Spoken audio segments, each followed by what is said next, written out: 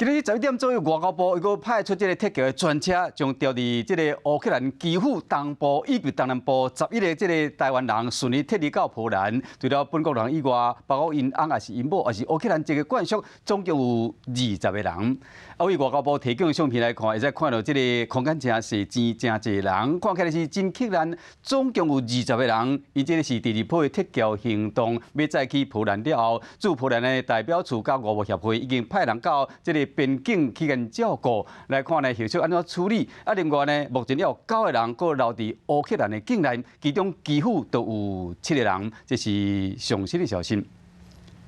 大家好，我是林依文。想要掌握多元的新闻资讯，当然也包括体坛动态，就要锁定华视新闻频道，还有订阅华视的 YouTube 频道，按赞、订阅、开启小铃铛。